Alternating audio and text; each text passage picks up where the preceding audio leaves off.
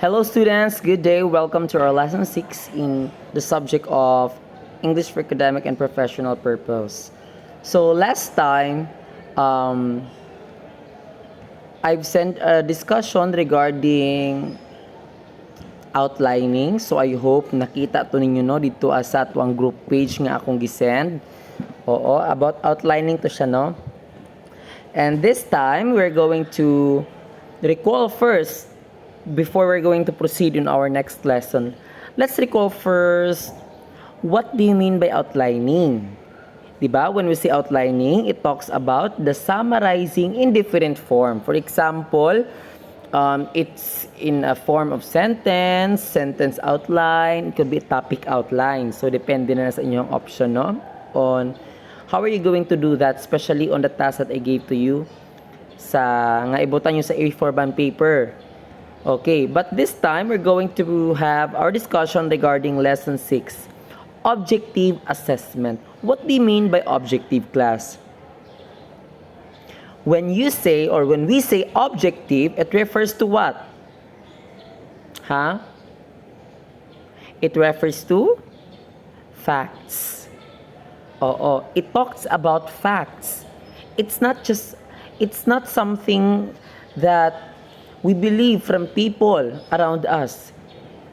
It's about knowing the root or the reference of the informations that you acquired. That's what we call facts. Yung mga sabi-sabi sa gilid-gilid, those are not facts.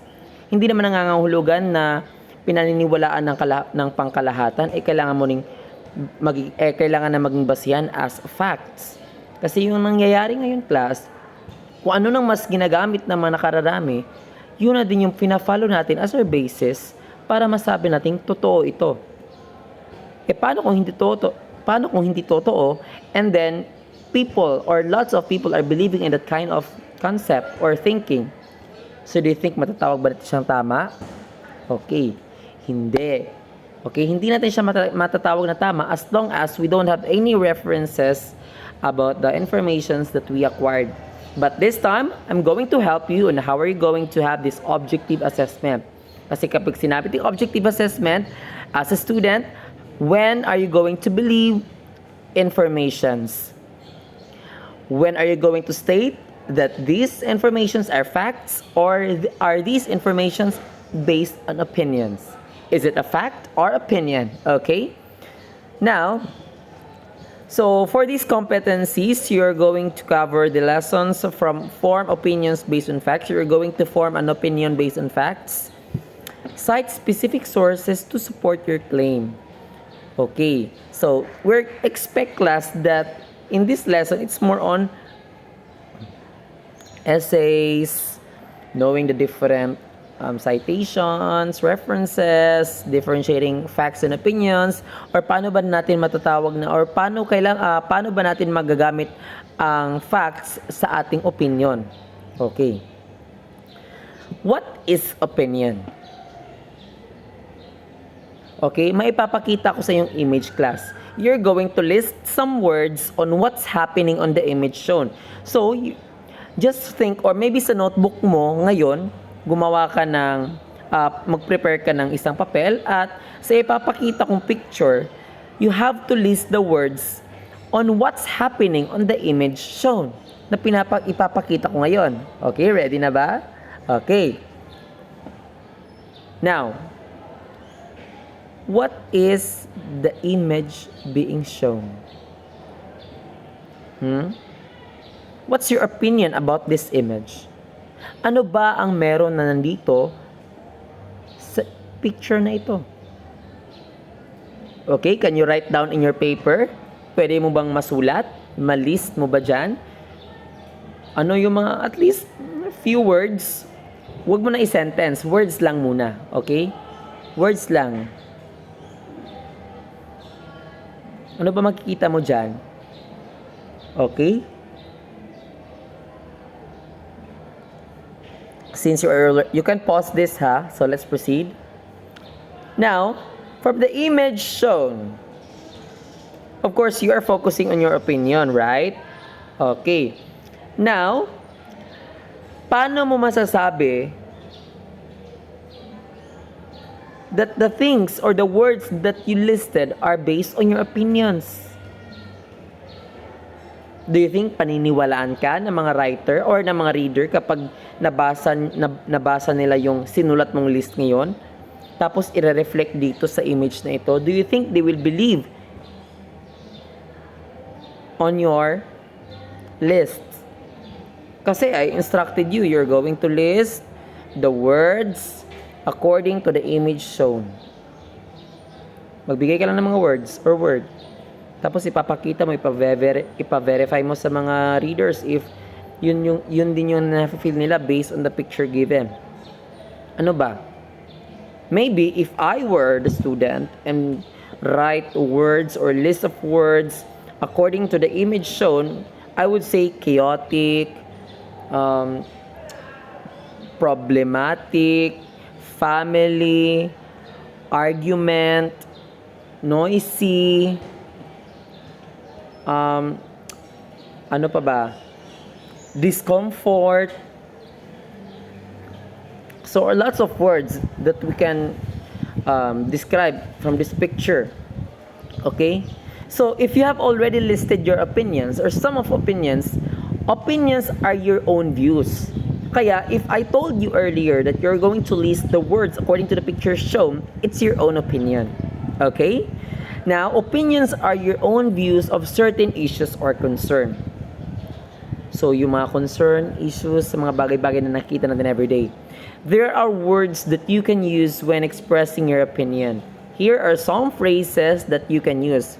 For example, instead of using I think, from my own point of view, the image shows blah blah blah.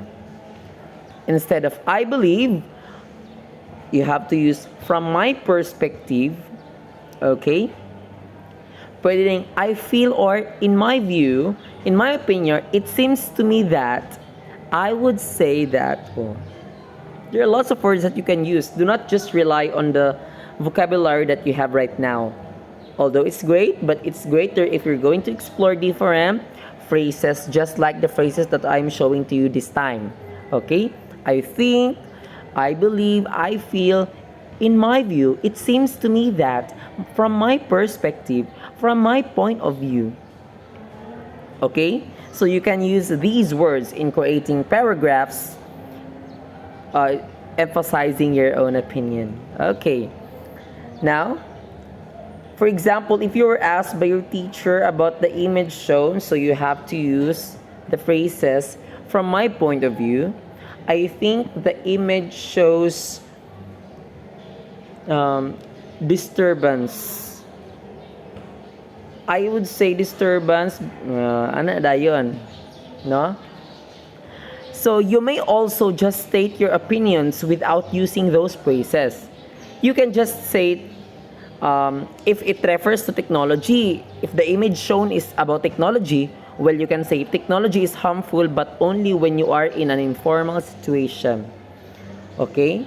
When can technology be harmful? But only when you are in an informal situation. Do not forget that our focus here is getting opinions from the perspectives that we have. If you are in an informal setting, it would be appropriate to use those phrases. For example, if you are being asked about in a formal way, if you are being asked about your opinion on something, you have to use the phrase from my own point of view, from my perspective, in my view, it seems to me that. However, if it's in a casual manner lang, yung parang sa gilid-gilid lang, or parang you are just abruptly asked by someone, you may use I think, I believe, I feel, I, in my opinion, ganon, pwede yung gamitin yun. Pang informal setting lang yun siya. Okay? Now, you are entitled to your own opinions. It's your opinion kasi, that's why you have the right with that. But these opinion must be based on facts so that you will not be biased. For example, class, no, you are in a relationship and you are accusing your boyfriend nga nangabit siya. What is your basis where you can show or where you can prove to me that nangabit gid siya. Napabay rason nga away-awayo na yung uyab ninyo? Is it because kutob lang nimo? Or is it just because of your feeling? Dili pasabot nga na feel nimo nga mura siya nangabit or na siya kuan, wala kanya gilab. Do you have evidences with that? Do not argue with someone nga wala ka ebidensya. It's because bias na siya. It's mahitabo siya class nga you are being selfish because you are not looking into the whole picture. You are just one-sided. You are just favoring your own opinion. Yourself. Nagets? That's why kapag namo sa relasyon, do not accuse your boyfriend or your girlfriend on something that you are not sure about. You have to assure na what you are trying to imply is based on the facts or you have basis. For example, ibutang nato nga nangabit siya. How can you say nangabit siya? First, it could be that na kay picture, nasakpan nimo siya, na ay message. It could be, what else? How about sa school, di ba? Uso kay mga kawat-kawat. How can you justify that that person was the one who stole your phone? CCTV footage. Dili man pud pasabot nga siya na lang nabilin sa dili pud pasabot nga siya na lang nabilin sa kwarto, siya gyud ang nangawat. What if naari tagagawas nga kasayod pud sa inyong boarding house, di ba? You cannot blame someone porque kamo lang duha sa room, siya lang ang mga nangawat. What if na misplaced nimo? What if na nangawat lain nga grabe ka strategic, no? So mo to siya, no. You are entitled to your own opinion, but this opinion must be based on facts so that you will not be biased. Kasi bias ka kapag pinapaboran mo lang yung feelings mo nung wala kang basihan. Paano mo masasabi na mahal ka ng tao? Porque gitagaan kanya gift, tungod gina-heart niya yung my day, nag-comment siya per me. Dili pwede gisabay-sabayan ako or friend lang kaniya. Why would you jump on that kind of conclusion? Do not be biased, meaning you are just favoring your own feeling. That's why you have to prove something. It's either na siya message nga love ka or whatsoever. So depende na siya, no? That's why you are entitled in your opinion. However, it should be based on facts. Okay? It is very important that you will not be focused only on giving opinions. Hindi ka lang dapat nag-focus sa opinions. You must also look for information that will help support your opinion because, paano ba? Halimbawa, may debate kayo. Or let's say for example, meron kayong project proposal. And then, tinanong kayo kung ano ang mga benefits nito. Bakit kailangan pa natin itong gawin? Hindi naman masyadong mahalaga. That's why it is your time to show your opinion on something. At saka maghanap ka ng mga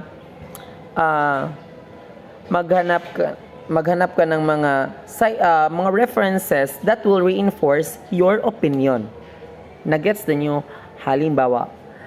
Okay. Halimbawa, let's say, okay, you are planning as an SSG president or SSLG president sa school to mandate or to recommend na bawal magamit og cellphone ang mga estudyante sa eskwelahan within class hours. Bawal gyud magamit og cellphone. Okay, even bisag pag manawag si mama papa dira, bawal gyud na. What if mo na erase sa SSLG officers? Because what's their purpose? Their purpose could be that they are trying to upgrade the academic focus of the students. Now, may magtatanong, sure ko, academic focus, ang sa pagka-academic focus, maglisod na noon may ana. It's because, maglisod na may ana, kay wala man may cellphone. Di mo tubag na ng mga SSLG officers. That's why we are trying to focus on academic performance by not allowing the cell phones during class hours for you to have your own understanding and critical thinking in creating written works. So, now, enough lang ba na siya? Enough lang ba ang explanation niya? Okay. Now what? If you're an SSLG officer, try to get some references from different websites. For example, because as an SSLG, we have found out that a good example of this is, for example, I'm not sure if this is correct. Halimbawa, i-defend sa SSLG officers. According to South Korea, they actually gi-implement po siya sa South Korea way back 2024, or let's say for example, 2020. And then they conducted this. So from 2019 pababa, the academic performance is yung mga pumasa lang na mga estudyante is gawin nating in a certain high school of South Korea, yung nangyari is giban yung cellphone during classes. So instead nakafocus ang mga bata, o ang nahitabo from 50% out of 100 ang pasar. So pag-implement nila ato bagban sa cellphone, ang critical thinking sa bata og ilang grado mas tidagko. So that's why ang nipasar nahimo na siyang 90%.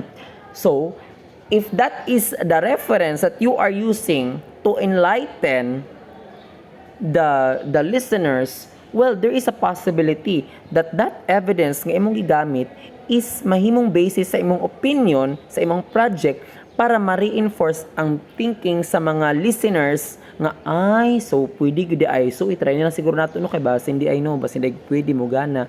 You see, if you can use factual information from different references or website to support your opinion, there is a possibility 90% or 100% the listeners or the students will listen to you or will believe you, because in that way you can convince, makumbinsi manimo.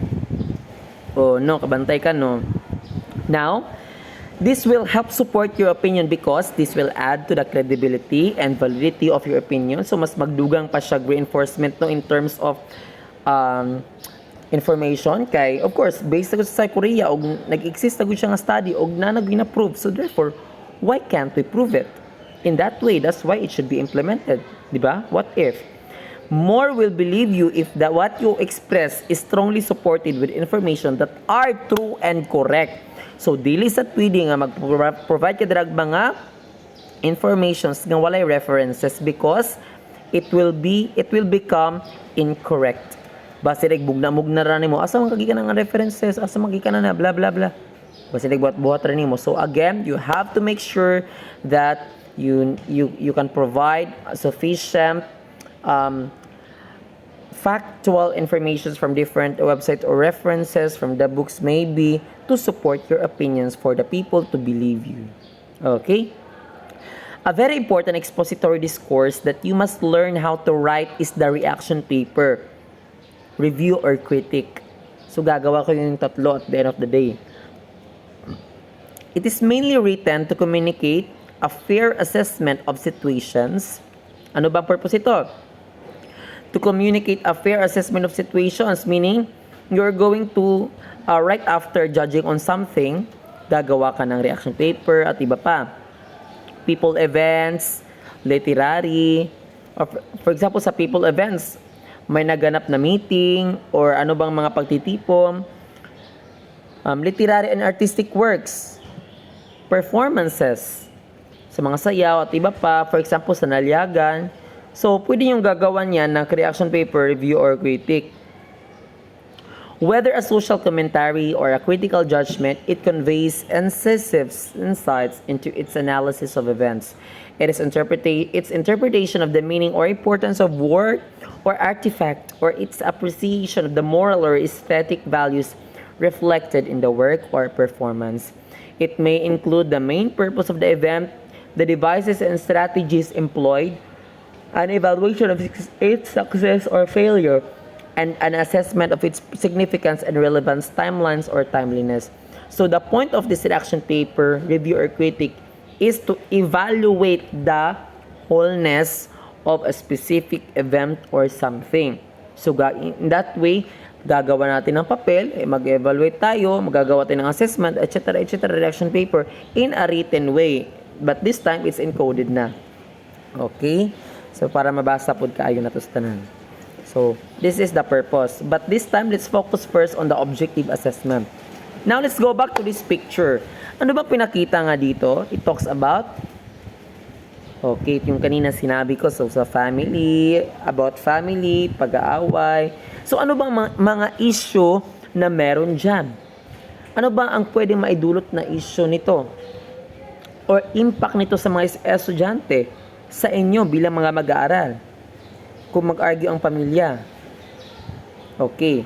Now, that's a great concern na siya, no? Isa na siya sa concern. Now, so this time, okay, you're going to create, okay, you are not going to create ha, pero sunod na, let's just assume na nagbuhat mo. So, directions, so in this kind of format, so kanina siya nga format nung nakita niyo, una makita niyo dira source, kung asa nga reference, ang sa to nga, facts that support your opinion. For example, if it's about technology, according to export, government 5.8% annual growth rate is lower than originally expected, and this is because the Philippines consumer is more inclined to invest on a smartphone first as opposed to a PC. So, diri po sa PICAS, this fact, diri explanation na nganong ang kanang facts nag-support sa imong opinions. This fact supports my opinion because it shows statistical data. This shows that consumers invest more on smartphones than PC. What if we're going to relate this sa family? What is the issue about this family? If your issue is all about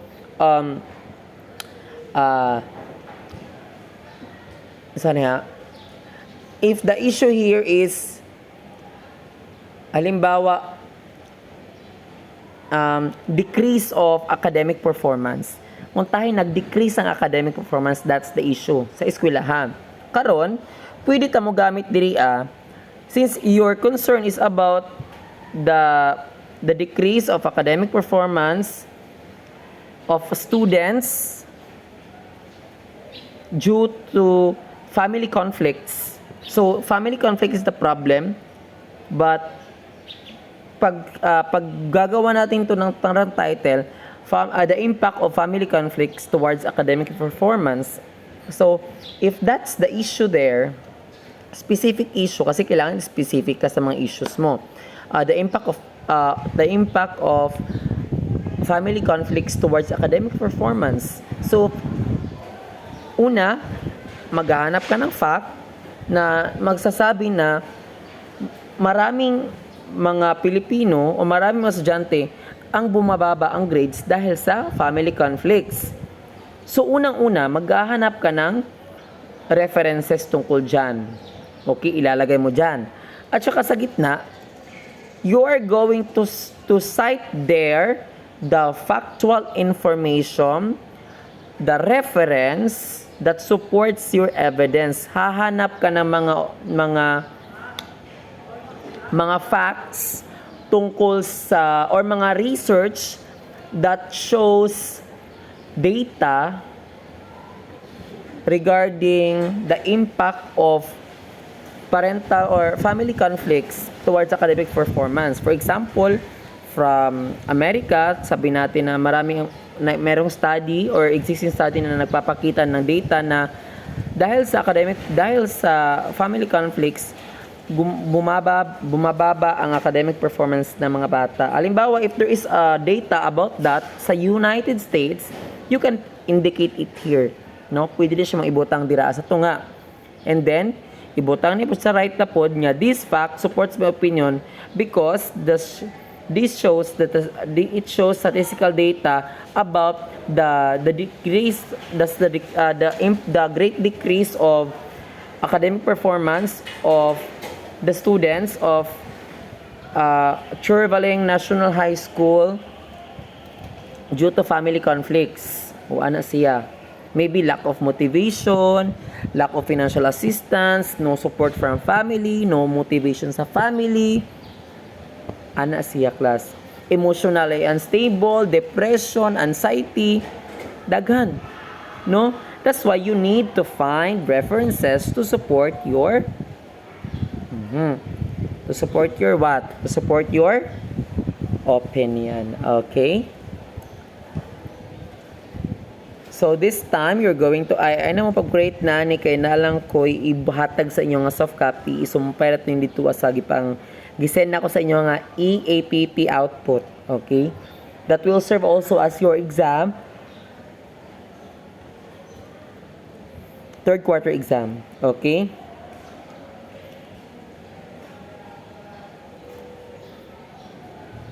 So for activity 3, now that you have listed your opinions, so kanina, we have discussed already the difference between opinion and facts, and how can facts help your opinion for you or for the people to believe in opinion that you have. Okay? Now that you have listed your opinions and gathered facts to support your opinions, you can start presenting your ideas to convince others to agree with you. How can you do this? For example, follow these steps lang, no? How are you going to convince? Write your opinions in a complete sentence. For example, your opinion is family conflict greatly affects family conflicts greatly is a great source of sudden decrease or no, family conflicts is a great reason affecting the decrease of academic performance of the students. So if that is your opinion, because of course tama mo uban moingon nga ang uban nga ay di ba na mao. Oo. So at least it's your opinion, and how, because there are some people that will not believe you. So how are you going to be strong with your opinion, and how will the people believe you, or how are you going to convince your listeners or your viewers? First, write your opinion in a complete sentence. Again, halimbawa, family conflict is the main reason of decrease of academic performance of the students. Kaduha, add the facts and your explanation to support your opinions. So you are going to obtain some references or websites from that supports your idea. Hahanap ka ng mga research tungkol dito para to support your opinion, para naman maniwala naman yung mga listeners mo or readers. Pangatlo, write your opinions and facts in an organized way by stating with your main point. Okay, so kailangan na naka-organize ito para nakasunod-sunod sakto, para ma-arrange po nimo ang facts according to degree of importance. So you have to be organized with your written essay, no, from your concerns up to the body. Summarize the ideas towards the end of what you are writing. Review what you wrote to check if you did not miss anything. So, para itong paggawa ng essay na, you have the introduction, body, and conclusion. That is a 3-part of essay. Introduction, body, and conclusion. Okay. So, now, are you ready to start expressing your ideas in writing? Write your ideas in your EAPP activity notebook. Huwag nyo nang gagawin to class kasi itong format na to, ipapagawa ko sa inyo that will serve as your for third quarter exam. Okay, so ayosa na di sa activity diri importante is na mino mo sa kong discussion. Okay, so kintahay gibuhat na nato ng ato ang ginatawag nga output.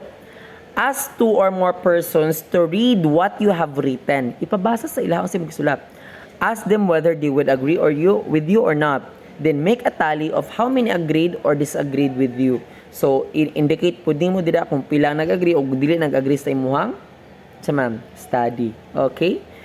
Let's reflect on this activity. Write your answer in your activity notebook. Huwag nyo nang gagawin to because I have specific tasks for you nga ibibigay ko. Isa-send ko lang soft copy. Okay? So, ang gagawin nyo, babasahin nyo lang ito. The Digital Divide, The Challenge of Technology and Equality by Anonymous. So, babasahin nyo lang ito. Just pause this. Pause. Pack. Okay. You are going